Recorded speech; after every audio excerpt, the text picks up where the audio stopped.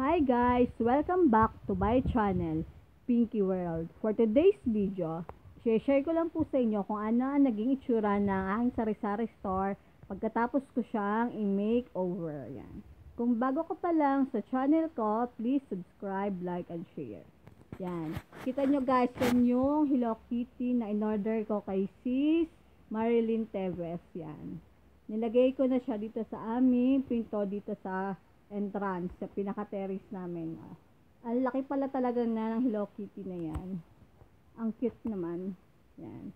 Bali, kitang-kita talaga siya. Pagpasok pa lang sa bahay namin, makikita na yung Hello Kitty na sticker.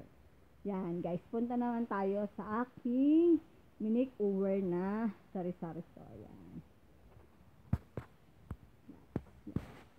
Start po tayo dito sa pinakaharap. Yan, guys.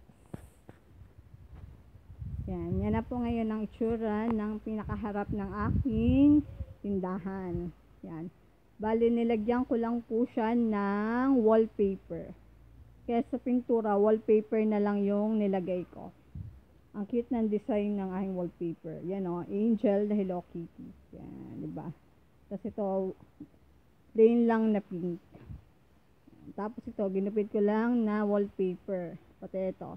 Yung mga nasa gilid-gilid, yan ay mga wallpaper lang din yan. Yan. O, diba ang cute? Bali, isang araw ko lang siya nilagyan ng wallpaper.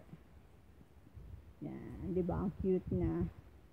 Tapos punta tayo sa loob. Papakita ko sa inyo kung ano naging itsura ng loob ng aking tindahan. Ito yung labas. O, pinalitan ko din siya ng wallpaper. Ang cute ng print ng wallpaper na to. Punta tayo dito sa loob. Yan guys.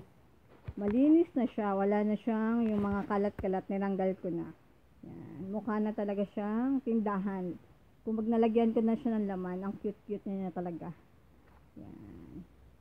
Abangan nyo na lang guys yung susunod kong vlog. Kasi itutur ko naman kayo kung anong mga Hello Kitty stuff ang makikita dito sa aking tindahan. Yan.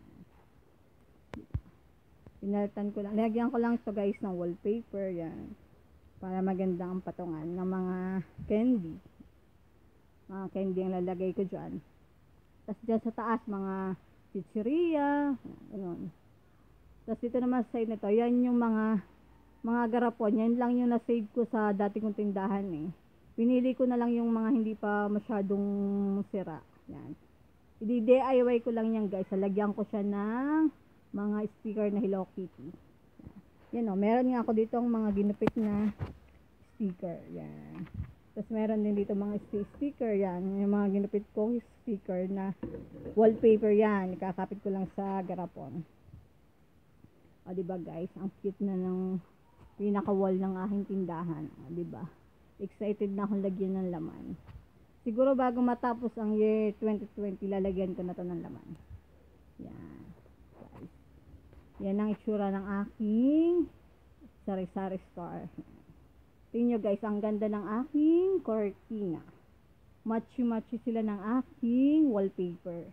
Para silang leopard design. Diba ang cute? Yan. Bali, yan po ang itsura ngayon ng aking sari-sari store. Hindi na siya mukhang bodega. Hindi katulad ng last time na pinakita ko, makikita nyo, puro nilagyan na lang siya ng mga tools sa aking asawa. Kaya nagmukha na lang siyang bodega. Ngayon, ready na po siyang lagyan ng laman. Naghihintay lang ako na mag-i-sponsor. Kung sino mag-i-sponsor sa akin para malagyan ko na siya ng laman. Yan. Diba guys, ang cute na niya. Diyan ang pinaka-tsura ng aking sari-sari store. Yan.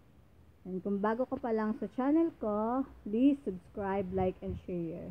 And thank you guys for watching. And Merry Christmas and a Happy New Year sa lahat po ng aking subscriber. Merry Christmas po and God bless you all. Thank you for watching. Bye-bye.